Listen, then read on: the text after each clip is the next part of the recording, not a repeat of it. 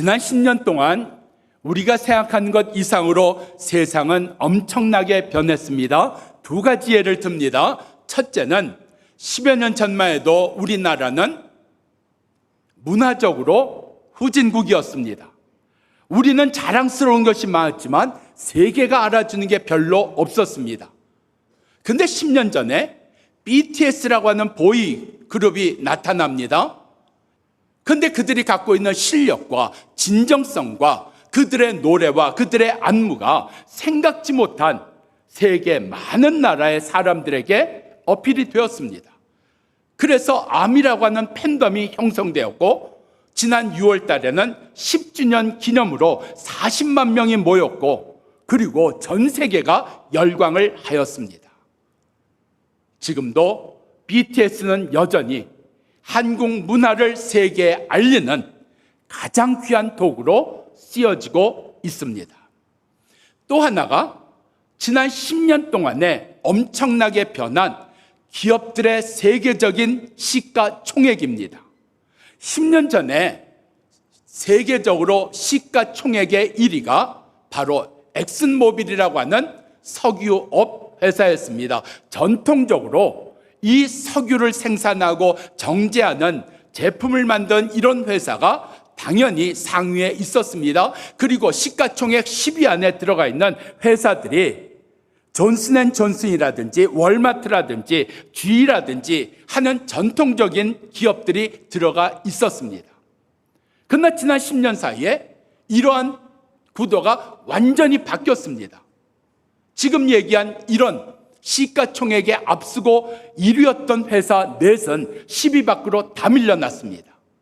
그리고 생각지도 못한 애플이 1위를 차지합니다. 마이크로소프트가 2위를 차지합니다. 생각지도 못한 전기자동차 회사 테슬라가 10위 안에 들어갑니다. 10년 전에는 시가총액 1위의 자산이 500조였습니다. 그런데 10년 후에 1위를 한 애플은 3,600조입니다. 2위 마이크로소프트만 해도 3,000조의 시가총액을 가지고 있습니다. 이런 엄청난 변화가 세상 속에, 우리의 삶 속에 주어졌습니다. 그런 삶 가운데, 시간 가운데 나의 신앙의 모습은 어떤 것일까요? 우리의 신앙의 모습은 전통적으로, 기존적으로 얘기하면 교회 안의 신앙이었습니다. 그래서 교회 안에서 기도를 많이 한다든지, 교회 안에서 예배를 잘 드린다든지, 교회 안에서 봉사를 잘한다든지 하는 것이 신앙에 보이지 않는 척도였습니다. 그리고 그것을 문제없는 것으로 만족하며 살아왔습니다. 그런데 실제로 우리가 교회 안에서 신앙생활하는 것은 나의 신앙생활에 우리가 많이 친다고 해도 20%가 넘지 않습니다. 그러면 60%, 70%, 80%의 신앙생활은 교회 밖에서 일어나야 되는 일들입니다. 이 교회 밖에서, 가정에서, 나의 일터 속에서, 사회 속에서, 세상 속에서 말이죠. 나는 믿음으로 어떻게 살아갔나 하는 겁니다. 우리가 이런 세상 속에서 60%, 70%의 나의 신앙생활을 견지하기 위해서 오늘 말씀을 통해서 내게 주신 은혜가 무엇인가를 깨닫는 변화의 역사가 일어나기를 바랍니다. 지금 여기 33절은 예수님 십자가를 지시기 전 마지막 식사 자리입니다. 베드로가 이렇게 예수님께 이야기를 합니다. 고백하는 거죠. 예수님, 나는 예수님과 함께 감옥의 자리에도 갈 겁니다. 아니, 죽는다 할지라도 나 예수님 떠나지 아니할 겁니다. 하고 고백을 합니다. 여러분 경험해 보셨어요? 마음이 너무 어렵고 너무 슬프고 너무 황당하고 힘들 때 누군가가 옆에 있어 주는 것이 위로가 되는 건 말입니다. 누군가가 전화해서 나의 처지를 이해하고 안타까워하는 건 말입니다. 누군가가 옆에서 그래도 밥은 먹어야지, 그래도 물 한 모금이라도 마시라고 이렇게 옆에서 해주는 게 얼마나 큰 힘되고 위로가 되는 것, 우리가 겪어봤습니다. 지금 예수님 홀로 십자가 지러 가시는 겁니다. 죽음 앞에 놓여 있는 겁니다. 고난 앞에 놓여 계신 겁니다. 그런데 베드로가 거기에 뭐라 그래요? 예수님, 저 예수님과 끝까지 같이 갈 겁니다. 제가 예수님이 아무리 어려운 자리에 가신다 할지라도 저는 끝까지 예수님 가시는 그 길에 함께 할 겁니다. 얼마나 위로가 될까요? 얼마나 좋으셨을까요? 그래도 내가 제자 하나는 잘 키웠네 하는 마음 없으셨을까요? 그런데 이상하지요? 예수님은 이런 베드로의 고백과 결정에 대하여 칭찬 없습니다.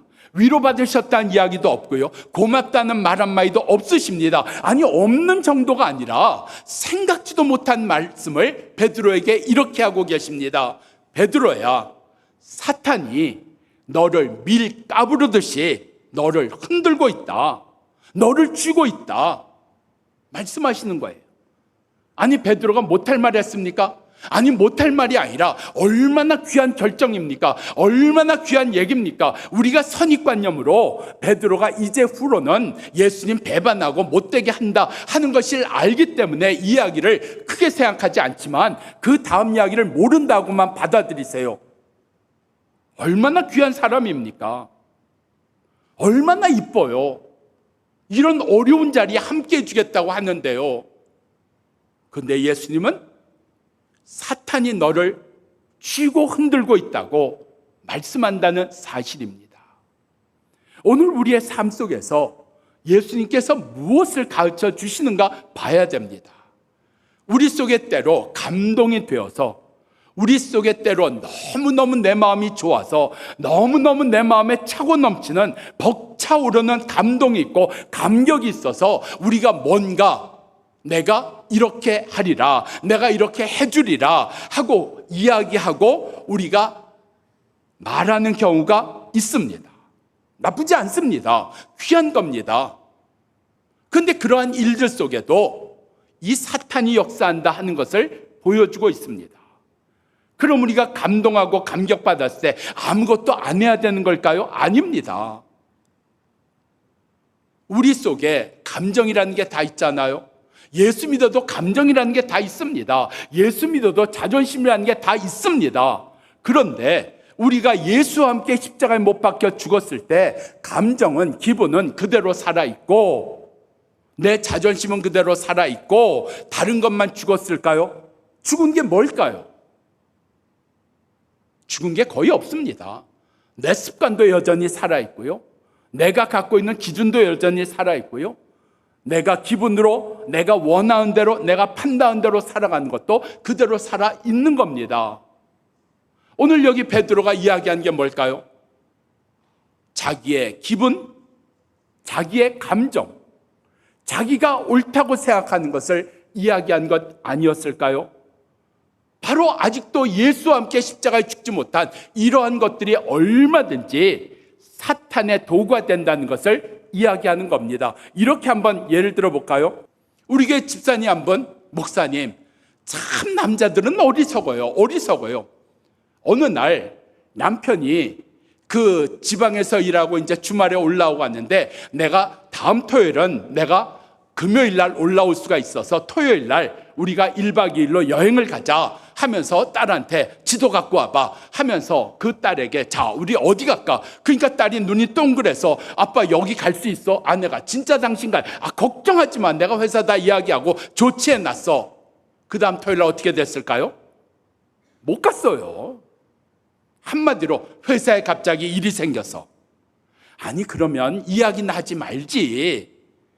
잔뜩 딸을 부풀게 해놓고 이번에는 진짜라고, 틀림없다고 그렇게 해놓고 그냥 회사에 일이 있어, 나 못 올라가, 끝. 그것을, 아니 언제 내가 뭐 사달라 그랬어, 해달라 그랬어, 자기 좋아서 해놓고 사정 생겨서 못 해주겠다. 그게 얼마나 상처가 되는 줄 남자들은 너무 모른다는 거예요. 여러분, 예수님이 여기서 그냥 베드로의 이야기를 책망하신 게 아닙니다. 예수님 이렇게 얘기하셨습니다. 내가 너의 믿음을 위하여 기도한다. 그러니까 우리 속에 있는 아무리 좋은 결심과 아무리 좋은 마음이라도 믿음이라는 것을 통과해서 나와야 된다는 이야기예요. 이게 믿음이라는 걸 통과하지 아니하고 그냥 내 기분과 내 생각으로 나오면 얼마든지 사탄에게 쓰임받을 수 있다는 이야기입니다. 좋은 것도 말이죠. 예수님이 우리를 위해서 기도하신대요. 너의 고백 귀하지만 나는 너를 위해서 기도한다고요. 너의 고백과 결심이 귀한 거지만 나는 너를 위해서 기도한다고요. 여러분, 우리가 결심하고 결정한 것들이 다 지켰을까요? 우리 교회 장로님이나 안수집사님, 권사님 될 때 다짐을 쓰게 합니다. 나는 이제 장로가 되어서, 나는 이제 권사, 안수집사가 되어서 나는 이러한 것들을 지키기로 다짐합니다. 이렇게 살기로 다짐을 합니다. 교회 강요 안 합니다. 저도 거기에 대해서 힌트 안 드립니다. 그건 각자 기도하고 쓰시는 겁니다. 그런데요, 그 자기가 쓴 거, 그리고 자기가 그것을 붙들고 기도했는데 내가 정말 이렇게 내가 직분자로 살겠습니다, 섬기겠습니다 했는데 그거요, 한순간에 다 아무것도 아니더라고요. 그래서 저는 문서로 안 남깁니다. 여러분, 우리 속에 내가 결심하고 내가 생각하고 아니 이 아이까지 한 것들, 이걸 세상 말로 이야기하면 말이 앞서가는 사람이라 이야기합니다. 말이 앞서가면 신용이 없는 거죠. 오늘 예수님, 우리 속에 믿음으로 하지 아니한 것은 죄라고 말씀하십니다.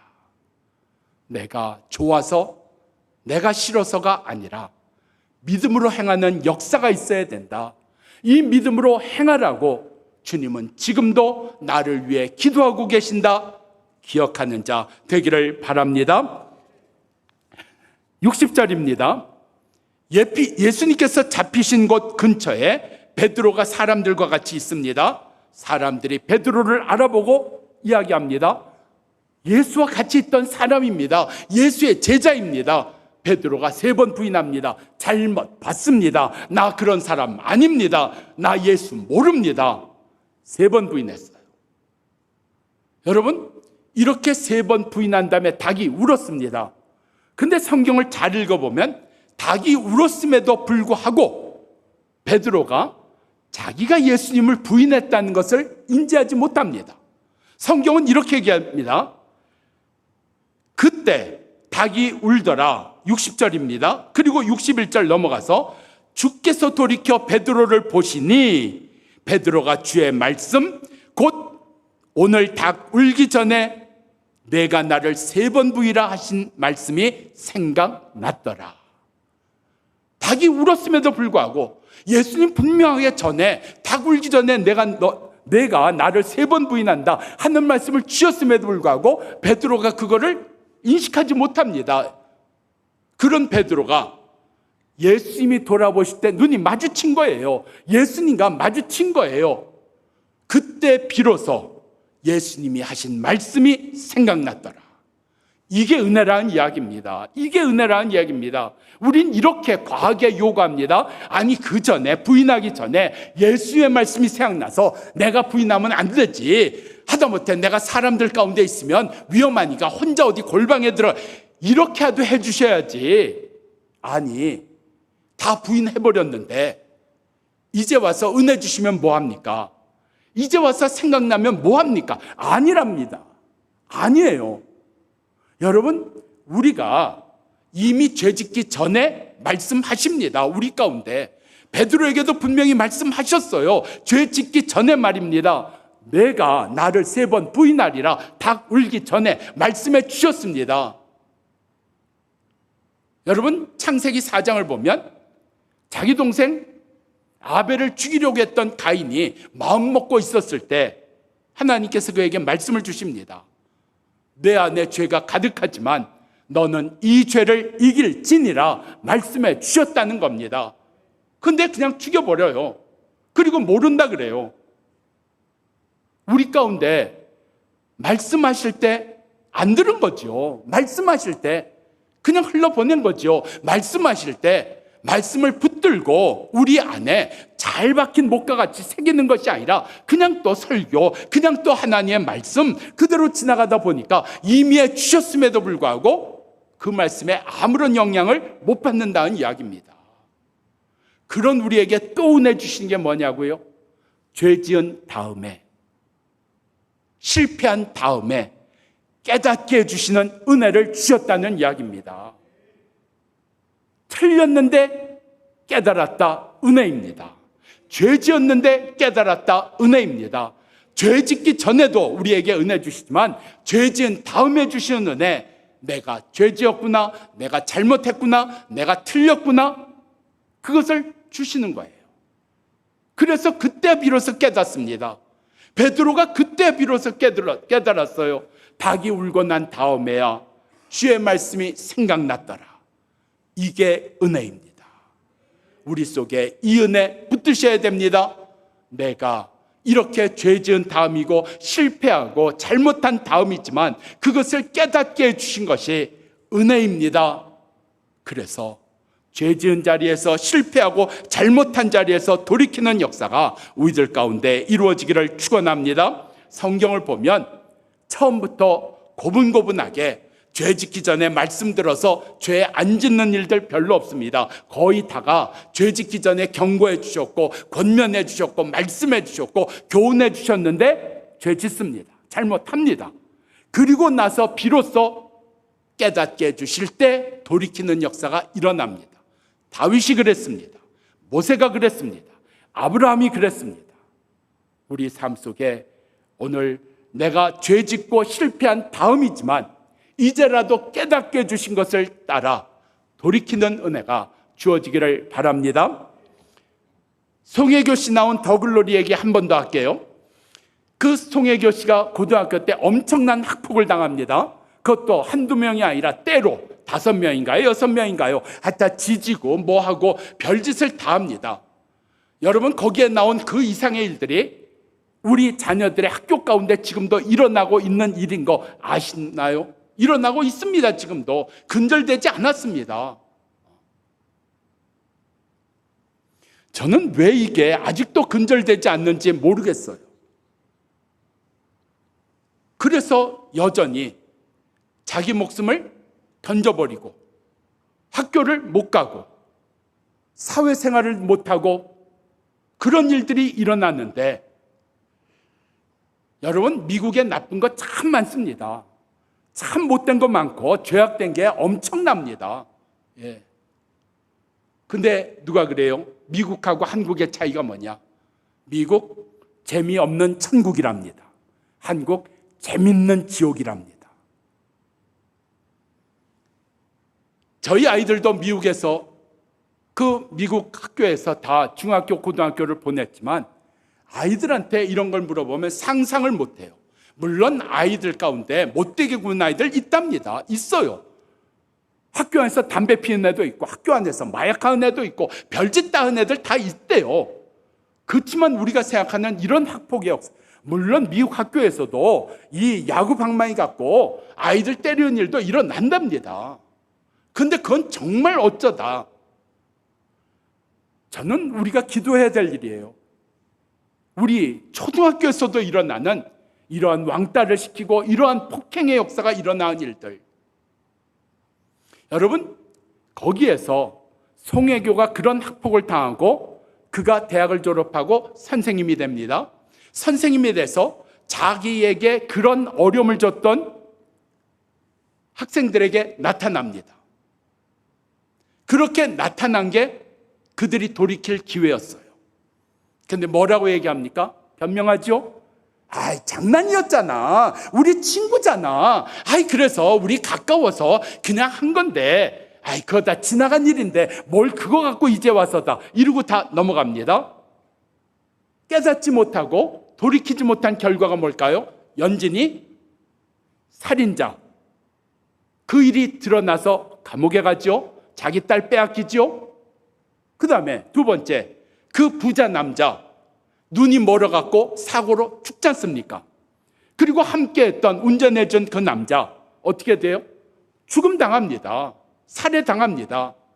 그리고 그 옆에서 같이 부추겼던 여자, 스튜디오스 했던 그 친구는 목에 연필이 찔려가지고 성대 다쳐갖고 말을 못하게 되잖아요. 그리고 또 한 여자는 마약 중독자가 되잖아요. 그 결말을 보여주는 거예요. 세상도 압니다. 죄 지을 수 있다. 이게 죄 지을 수 있을까? 하여튼 죄 짓더라도 그 죄 지은 자리에 주시는 은혜, 내가 죄 지었구나, 내가 잘못했구나, 내가 틀렸구나, 이걸 깨닫게 해주신 은혜를 주신다는 겁니다. 그걸 놓치지 말라는 얘기입니다.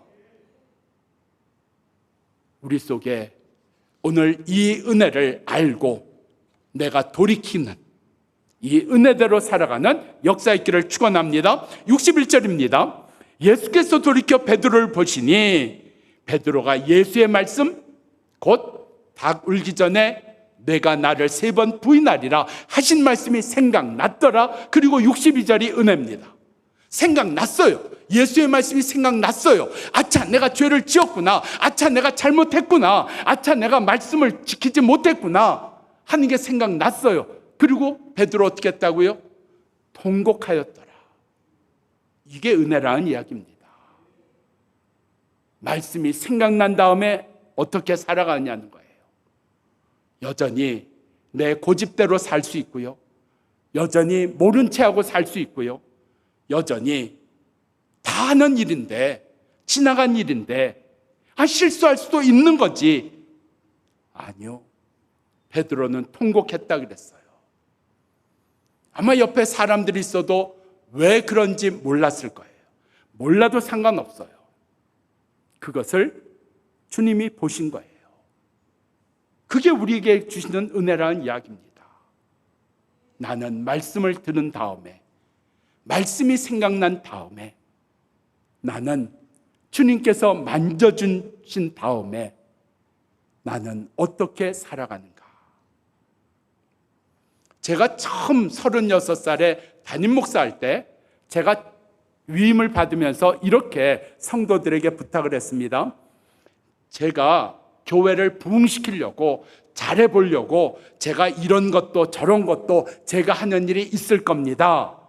그런데 그렇게 내가 이런저런 일 하다가 제가 실수하는 일도 있을 거고 잘못하는 일도 있을 겁니다. 그런데 그것을 내가 깨달았다면, 그것을 깨닫고 내가 돌이켰다면 저에게 기회를 주십시오. 여러분, 깨달아서 할 수 있는 게 뭘까요? 사과하는 거더라고요. 제가 미국에 있는 교회에서도 제가 그 예배 시간, 광고 시간에 제가 3번인가 제가 사과했습니다. 제가 우리 교회 와서 18년 동안 제 기억에 4번인가 5번을 제가 이 설교단에서 나와갖고 여러분에게 사과를 했습니다. 자존심? 상하죠. 상하는 겁니다. 부끄러운 겁니다. 내가 나이도 한둘이 아닌데, 아니 내가 뭘 그렇게 잘못해서 내가 사과를 해야 돼. 세상에요, 여러분 벌을 받으면 받았지 사과 안 합니다. 사과 안 하려고 스스로 목숨을 끊는 일들 많이 있습니다.